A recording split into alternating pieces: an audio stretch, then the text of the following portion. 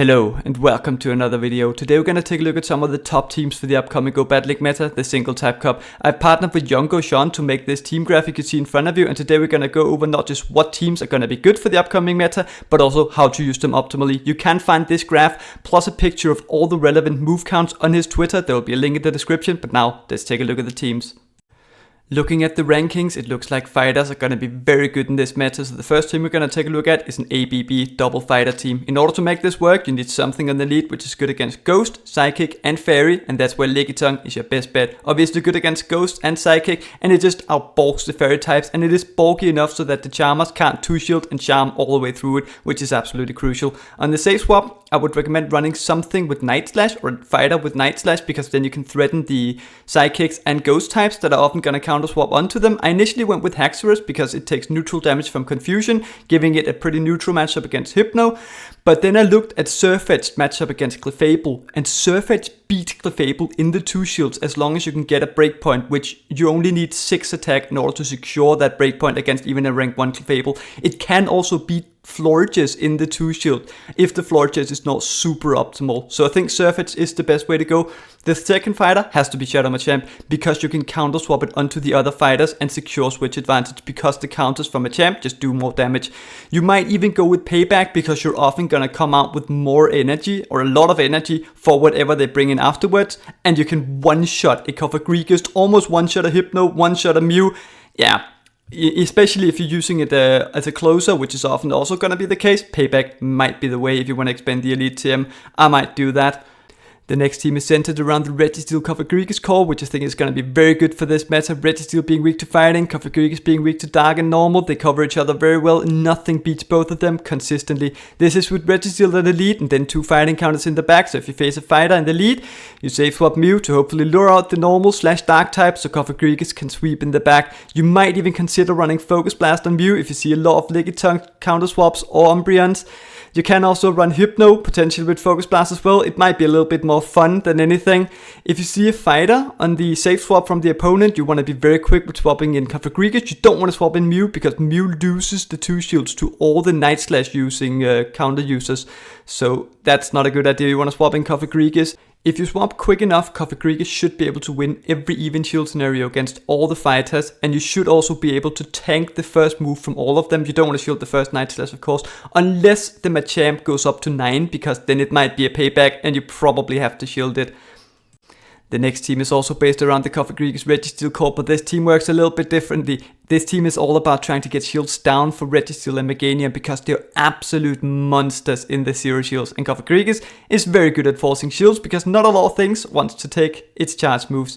Registeel beats every fighter, plus a lot of other things, in the 0 shields. No fighter beats it in the 0 shields. So if you get shields down, Registeel is actually a fighting counter.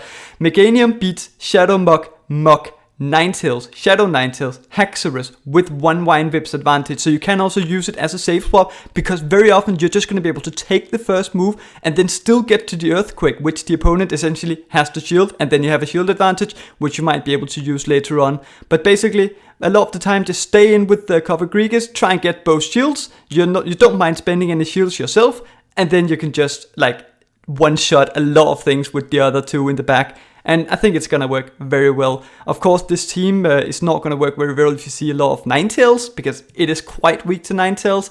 But yeah, I think it's going to be good.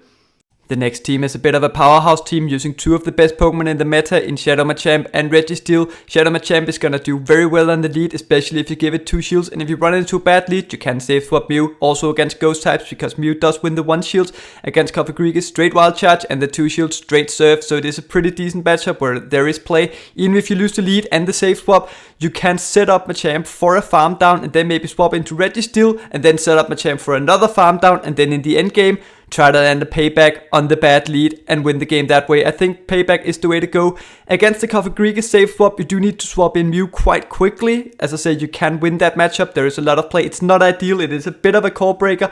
Against the counter user safe swap, you do need to stay in and throw a cross chop before swapping into Mew, because that way you grab a shield or do enough damage to farm it down, and then Mew should be able to handle it, because Mew does lose the 2 shields against the Night Slash using counter users, unfortunately. where I think the previous 4 teams are probably going to do very well in the meta. I think the following 4 are maybe a little bit more on the fun side. The idea behind this team is you go straight for the overheat against the bulky Pokemon you see in the lead, and then you can clear your debuff by swapping into Shadow Dragonair and also lure out the Registeel or the Fairy types.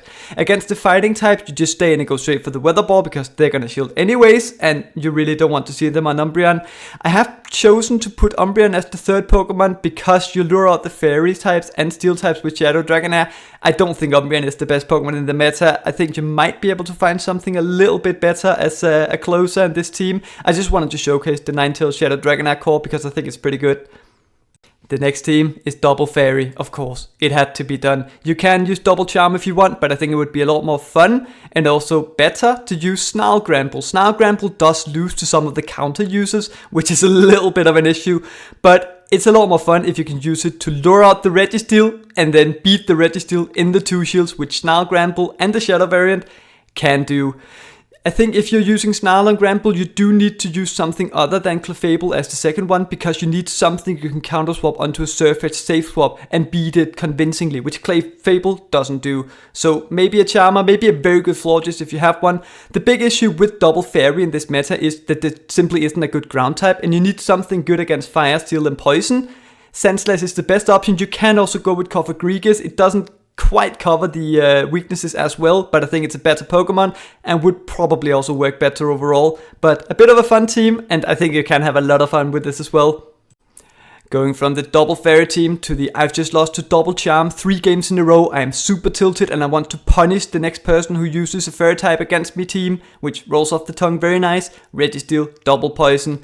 Registeel is weak to fighting. You have 2 good responses to fighters in the back. They're both pretty good as safe swaps, but full disclosure, this was probably a little bit more of a joke. If you really like Shadow Canto Grimer, you can build one, but it is a massive investment. I would recommend saving the XL candy for the Alolan version if you plan on building one.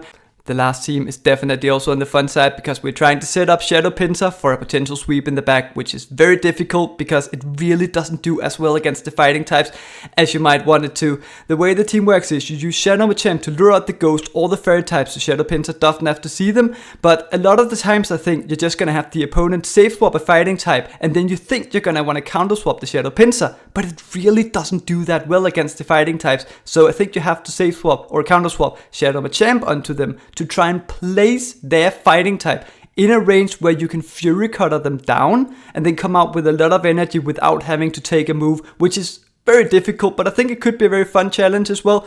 I don't think this is the best team in the world, but fun nonetheless.